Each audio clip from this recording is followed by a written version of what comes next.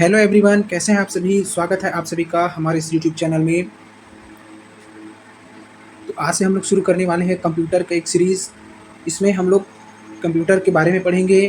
Competition exam में computer के कौन-कौन से चैप्टर से क्वेश्चन आते हैं, कैसे क्वेश्चन आते हैं, कौन-कौन से चैप्टर कंप्यूटर के बारे में हमें पढ़ना चाहिए, इन सभी के बारे में हम लोग एक के बाद एक वीडियो लाते जाएँगे और एक कंप्यूटर का एक सीरीज़ कंप्लीट करेंगे। तो आज के इस वीडियो में हम लोग कंप्यूटर का चैप्टर 1 कंप्यूटर एक सामान्य परिचय, इसके बारे में पढ़ने वाले हैं।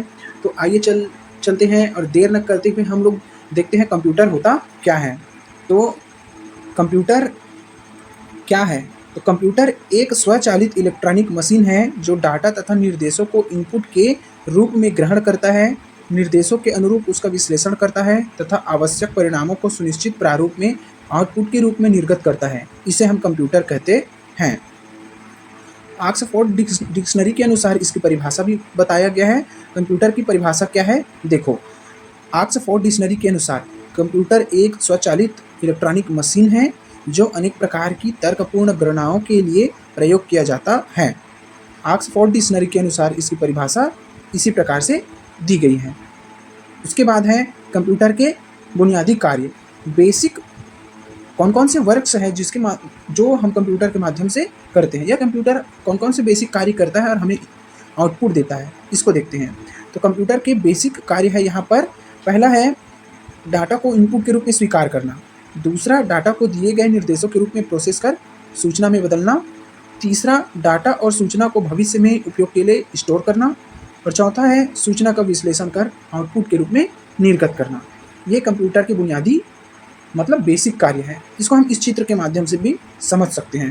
कंप्यूटर के बेसिक कार्य होता क्या है, कैसे कार्य करता है वो। तो कंप्यूटर में एक इनपुट यूनिट होता है और एक आउटपुट यूनिट होता है। कंप्यूटर के इनपुट यूनिट और आउटपुट यूनिट के बीच में कंप्यूटर का एक सीपीयू होता है। कंप्यूटर का सीपीयू को ही हम कंप्यूटर का ब्रेन कहते हैं। कंप्यूटर का मस्तिष्क यही सीपीयू कहलाता है। सीपीयू के यूनिट होते हैं कंट्रोल यूनिट, दूसरा मेमोरी यूनिट और तीसरा अरिथमेटिक लॉजिक यूनिट। ये सीपीयू में 3 यूनिट होते हैं, मतलब 3 इकाइयाँ होती हैं। कंट्रोल यूनिट, मेमोरी यूनिट और अरिथमेटिक लॉजिकल यूनिट। इसी सीपीयू में ही किसी भी इनपुट के माध्यम से डाले गए किसी भी रॉ फैक्ट्स मतलब कच्चे डाटा का विश्लेषण किया जाता है, संश्लेषण किया जाता है, फिर आउटपुट के रूप में प्रदर्शित करता है। तो कंप्यूटर में इनपुट के माध्यम से हम कच्चे डाटा को कंप्यूटर में इंटर करते हैं, प्रवेश कराते हैं।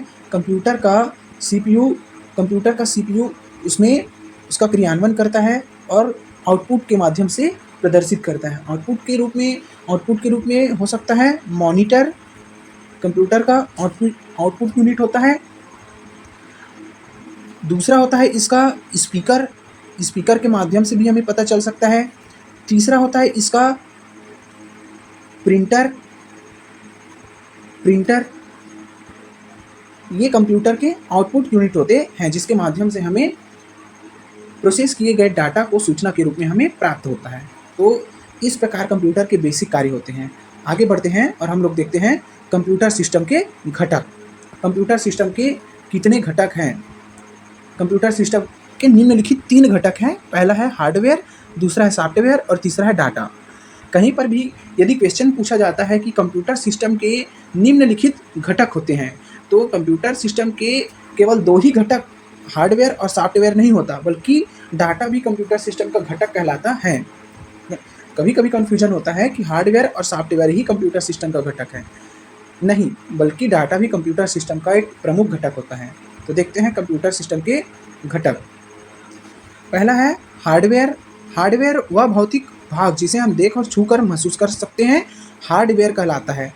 जैसे keyboard, mouse, monitor, printer, hard disk drive, motherboard, processor, speaker आदि। ये सभी कंप्यूटर के हार्डवेयर कहलाते हैं। दूसरा है कंप्यूटर के सॉफ्टवेयर। अनुदेशों का समूह जो कंप्यूटर को यह बतलाता है कि उसे क्या और कैसे करना है, सॉफ्टवेयर कहलाता है। कंप्यूटर का अनुदेशों के समूह को हम कहते हैं कंप्यूटर का सॉफ्टवेयर, जो बताता है कि कंप्यूटर को क्या और कैसे करना है। इसे हम सॉफ्टवेयर कहते हैं। आगे बढ़ते हैं और हम लोग देखते हैं तीसरा घटक डाटा। तो तीसरा घटक डाटा कच्चे तथ्यों और सूचनाओं का अव्यवस्थित संकलन है जिससे कोई सार्थक निष्कर्ष नहीं निकाला जा सकता। जैसे किसी कच्चे पदार्थ से जब तक हम कोई उत्पाद नहीं बना लेते तब तक उस कच्चे पदार्थ का कोई उपयोग नहीं होता। उसी प्रकार किसी कच्चे डाटा का कोई उपयोग नहीं होता। कच्चे डाटा को हम कंप्यूटर में प्रवेश कराते हैं, फलस्वरूप कंप्यूटर प्रोसेस करके उसे सूचनाओं का अव्यवस्थित संकलन मतलब डाटा को प्रोसेस करके वो सूचना के रूप में प्रदर्शित करता है। तो कच्चे तथ्यों को हम कहते हैं, कच्चे तथ्यों और सूचनाओं का अव्यवस्थित संकलन को कहते हैं हम डाटा। ये डाटा तीन प्रकार का होता है, दो प्रकार का होता है। एक होता है संख्यात्मक डाटा और दूसरा होता है चिन्हात्मक डाटा। तो संख्यात्मक डाटा किसको कहते हैं? यदि कंप्यूटर में हम किसी अंक, कोई भी सूचना अंक के रूप में प्रवेश कराते हैं, जैसे 1 2 3 4 5 0 और भी ETC, जितने भी अंक हम प्रवेश कराते हैं कंप्यूटर में वो कहलाता है संख्यात्मक डाटा। और यदि हम कंप्यूटर में चिन्हों के रूप में प्रवेश कराते हैं, जैसे A B C या अल्फ़ा बीटा गामा ईटा लेम्डा और भी बहुत सारे प्रकार के चिन्हात्मक डाटा होते हैं, चिन्हात्मक कीज़ होते हैं। तो इसके माध्यम इस प्रकार का सूचना कोई हम कंप्यूटर में प्रवेश कराते हैं तब उसे हम कहते हैं चिन्हात्मक डाटा, और अंकों के रूप में प्रवेश कराते हैं तो उसको कहते हैं संख्यात्मक डाटा। अब देखते हैं सूचना होता क्या है। नेक्स्ट है सूचना। किसको कहते हैं सूचना? डाटा का उपयोगिता के आधार पर किए गए विश्लेषण और संकलन के बाद प्राप्त तथ्यों को सूचना कहते हैं। कंप्यूटर में हम रॉ फैक्ट्स मतलब कच्चे तथ्यों को डालते हैं, कंप्यूटर के माध्यम से उसका विश्लेषण और संकलन किया जाता है, फलस्वरूप जो तथ्य हमें प्राप्त होता है उसे हम कहते हैं सूचना। डाटा का उपयोगिता के आधार पर किए गए विश्लेषण और संकलन के बाद प्राप्त तथ्यों को सूचना कहते हैं।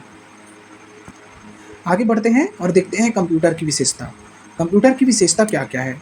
तो कंप्यूटर की विशेषता से तो सभी भली भांति परिचित ही होंगे, लेकिन फिर भी कंपटीशन एग्जाम की दृष्टि से कंप्यूटर की विशेषता क्या क्या हो सकती है इसको भी हमें जान लेना आवश्यक है। तो कंप्यूटर की सबसे पहली विशेषता है गति। कंप्यूटर कुछ ही सेकंड में गणना या कोई भी विश्लेषण कर सकता है। कंप्यूटर प्रोसेसर के स्पीड को हर्ट्ज में मापते हैं। बहुत ही इम्पोर्टेंट फैक्ट है, ये इम्पोर्टेंट लाइन है, कंप्यूटर प्रोसेसर के स्पीड को हर्ट्ज में नापते हैं। तीसरा है वर्तमान समय में कंप्यूटर नैनो सेकंड में गणनाएं कर सकता है, अतः कंप्यूटर की गति को MIPS मिलियन इंस्ट्रक्शन पर सेकंड में मापा जाता है। यहाँ पर से प्रश्न बन सकता है कि कंप्यूटर प्रोसेसर की स्पीड को किसमें मापते हैं? तो कंप्यूटर प्रोसेसर की स्पीड को हम हर्ट्ज में मापते हैं। दूसरा क्वेश्चन यहाँ पर से बन सकता है कि कंप्यूटर की गति को क्या कहते हैं?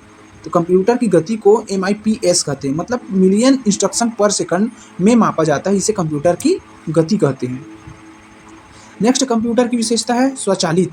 कंप्यूटर एक स्वचालित मशीन है जिसमें गणना के दौरान मानवीय हस्तक्षेप की संभावना नगण्य होती है। एक बार कंप्यूटर में डाटा इंटर करा देने के पश्चात उसका आउटपुट होने तक यदि हम कोई हस्तक्षेप नहीं करते तो कंप्यूटर स्वयं ही स्वचालित होता है और सूचनाओं का विश्लेषण करके हमें आउटपुट प्राप्त कराता है। इसके बाद कंप्यूटर की नेक्स्ट विशेषता है त्रुटि रहित कार्य। त्रुटि रहित कार्य, एक्यूरेसी।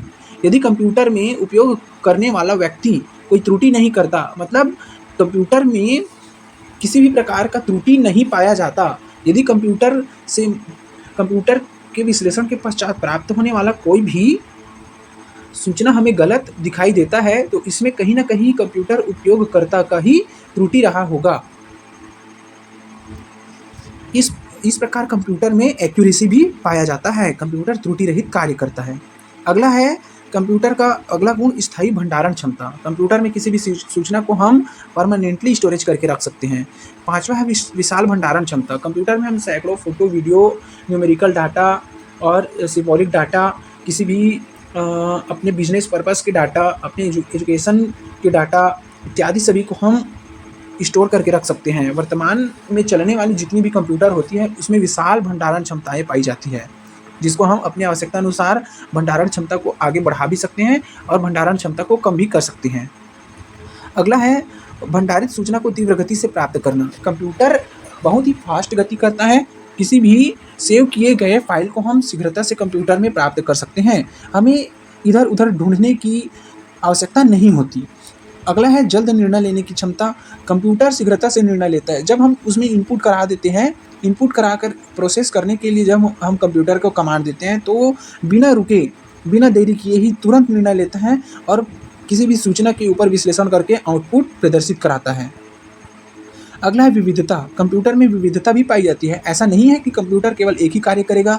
कंप्यूटर केवल गणनाएं कर सकता है, विश्लेषण नहीं कर सकता या भंडारण नहीं कर सकता, ऐसा नहीं है। कंप्यूटर में वो कंप्यूटर गणनाएं भी कर सकता है, किसी भी न्यूमेरिकल या सिंबॉलिक डाटा को भी वो स्टोर करके रख सकता है, या कंप्यूटर खोजबीन का कार्य भी कर सकता है। इस प्रकार कंप्यूटर में विविधता पाई जाती है। कंप्यूटर विविध कार्य कर सकता है। अगला है पुनरावृत्ति। कंप्यूटर में रिपीटिशन होता है। कहने का मतलब है किसी भी कार्य को हम एक से अधिक बार कंप्यूटर में करा सकते हैं। कंप्यूटर में किसी भी कार्य को एक से अधिक बार करा सकते हैं, इसको पुनरावृत्ति कहते हैं। अगला है स्फूर्ति। कंप्यूटर में स्फूर्ति पाया जाता है। कंप्यूटर में किसी भी कार्य को हम एक बार कराएं या कंप्यूटर में किसी कार्य को हम 100 बार कराएं, उसकी कार्य करने की जो क्षमता है वो एक जैसा ही रहेगा। अर्थात किसी कार्य को एक बार कराते हैं तो जितनी स्पीड से वो कार्य करेगा, उस कार्य को यदि हम 100 बार कराते हैं तो भी वो उस कार्य को उतने ही स्पीड और स्फूर्ति के साथ करेगा। अगला है कंप्यूटर की विशेषता। कंप्यूटर की विशेषता अगला है गोपनीयता। आजकल पासवर्ड के माध्यम से हम किसी भी डॉक्यूमेंट या फाइल को हम सेव करके रख सकते हैं, गोपनीय बनाकर रख सकते हैं। जिस व्यक्ति को पासवर्ड पता रहेगा वही उस फाइल को ओपन कर सकता है। तो कंप्यूटर में गोपनीयता भी पाई जाती है। अगला है कार्य की एक रूपता। किसी कार्य को एक बार करे अथवा 100 बार करे, उस कार्य को करने की क्षमता और उस कार्य करने की जो उसका गति है या उसका तरीका है वो एक जैसा ही रहेगा। किसी कार्य को एक बार कराएंगे तो कंप्यूटर दूसरे तरीके से करेगा, और दूसरे बार कराएंगे, तीसरे बार कराएंगे, चौथे बार कराएंगे या 100वें बार कराएंगे तो कंप्यूटर उस कार्य को धीमी गति से करेगा या दूसरे तरीके से करेगा, ऐसा नहीं है। बल्कि कंप्यूटर हमेशा किसी कार्य को एक रूप में ही करेगा। अगला है विश्वसनीयता। कंप्यूटर के ऊपर हम विश्वास कर सकते हैं। कंप्यूटर के द्वारा दिए गए किसी भी सूचना या आउटपुट के ऊपर हम 100% विश्वास कर सकते हैं। अगला है कंप्यूटर की विशेषता कागज़ के प्रयोग में कमी। कागज़ के प्रयोग में कमी हम कंप्यूटर के माध्यम से करते हैं। पहले कंप्यूटर नहीं था तो सभी कार्य कागज़ और पेन के माध्यम से किया जाता था, जिससे अधिक से अधिक कागज़ की आवश्यकता पड़ती थी। लेकिन वर्तमान में कंप्यूटर के उपयोग होने से कागज़ की प्रयोग में कमी आई है। तो ये था कंप्यूटर की विशेषताएँ। और अब हम लोग देखते हैं कंप्यूटर की सीमाएं। कंप्यूटर में कौन कौन सी कमियां होती हैं। तो कंप्यूटर में निम्नलिखित कमियां होती है। कौन कौन सी कमियां होती हैं। तो बुद्धिहीन होता है। कंप्यूटर में स्वयं की बुद्धि नहीं पाई जाती। कंप्यूटर को चलाने वाला कोई एक व्यक्ति होता है जो उसमें डाटा इंटर कराता है, फलस्वरूप कंप्यूटर उसको प्रोसेस करता है, परंतु कंप्यूटर में स्वयं की बुद्धि नहीं होती। कंप्यूटर में स्वयं की बुद्धि नहीं पाई जाती। अगला है खर्चीला।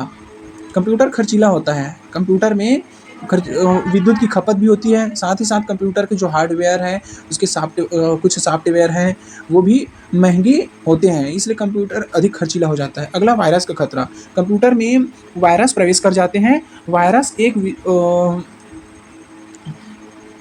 एक ऐसा फाइल होता है जो कंप्यूटर में प्रवेश करने के पश्चात कंप्यूटर के वांछनीय फाइलों को या हमारे द्वारा सेव किए गए किसी भी फाइल को नुकसान पहुंचाता है। और अगला है विद्युत पर निर्भरता। कंप्यूटर बिना विद्युत के संचालित नहीं हो सकता।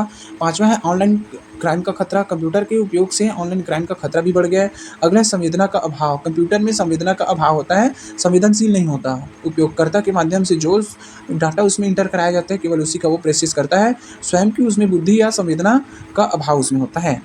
अब अगला हम लोग देखते हैं कंप्यूटर के अनुप्रयोग। कंप्यूटर का उपयोग हम कहाँ कहाँ पर कर सकते हैं। तो कंप्यूटर का उपयोग हम डाटा प्रोसेसिंग में करते हैं, सूचनाओं के आदान प्रदान में करते हैं, शिक्षा के क्षेत्र में करते हैं, वैज्ञानिक अनुसंधान में करते हैं, रेलवे और वायुयान आरक्षण में किया जाता है, बैंकिंग के क्षेत्र में किया जाता है, चिकित्सा के क्षेत्र में किया जाता है, रक्षा के क्षेत्र में कंप्यूटर का बहुत बड़ा उपयोग होने लगा है। अंतरिक्ष प्रौद्योगिकी में भी इसका उपयोग किया जाता है। संचार के क्षेत्र में कंप्यूटर का बहुत बड़ा रोल है। उद्योग व व्यापार के क्षेत्र में कंप्यूटर का बहुत ज़्यादा उपयोग है। मनोरंजन के लिए भी कंप्यूटर का उपयोग करते हैं। प्रकाशन पब्लिशिंग में भी कंप्यूटर का उपयोग किया जाता है, प्रशासनिक चीज़ों में भी कंप्यूटर का उपयोग किया जाता है। तो ये था कंप्यूटर के महत्वपूर्ण अनुप्रयोग। अब यहाँ पर है मोस्ट इम्पॉर्टेंट लाइनें जो कंपटीशन एग्ज़ाम की दृष्टि से बेहद इंपॉर्टेंट है। यहाँ से 100% चांस है कि कंपटीशन एग्ज़ाम में क्वेश्चन पूछा जाएगा। याद रखने योग्य महत्वपूर्ण तथ्य जो कंपटीशन एग्ज़ाम की दृष्टि से बहुत इंपॉर्टेंट है। पहला, भारत में कंप्यूटर का प्रथम उपयोग 16 अगस्त 1986 को बेंगलुरु के प्रधान डाकघर में किया गया था। दूसरा है, भारत का पहला कंप्यूटरीकृत डाकघर नई दिल्ली है। तीसरा है, आधुनिक युग को कंप्यूटर युग कहा गया है। चौथा है, 2 दिसंबर को विश्व कंप्यूटर साक्षरता दिवस के रूप में मनाया जाता है। पांचवा है, भारत का पहला कंप्यूटर भारतीय सांख्यिकी संस्थान कलकत्ता में स्थापित किया गया था। तो ये था कुछ इंपॉर्टेंट फैक्ट जहाँ से कंपटीशन एग्ज़ाम में क्वेश्चन बन सकते हैं, इसलिए इन तथ्यों को भी याद करना आवश्यक है। तो ये था हमारा कंप्यूटर का फर्स्ट चैप्टर, कंप्यूटर का सामान्य परिचय, कंप्यूटर के घटक, कंप्यूटर की विशेषताएं, कंप्यूटर की कुछ सीमाएं, कंप्यूटर के उपयोग और कंप्यूटर के संबंध में कुछ महत्वपूर्ण तथ्य। तो आज के वीडियो में बस इतना ही। यदि आपको हमारा वीडियो अच्छा लगा हो तो वीडियो को लाइक कीजिए, अपने दोस्तों में शेयर कीजिए और चैनल को सब्सक्राइब कीजिए। Thank you.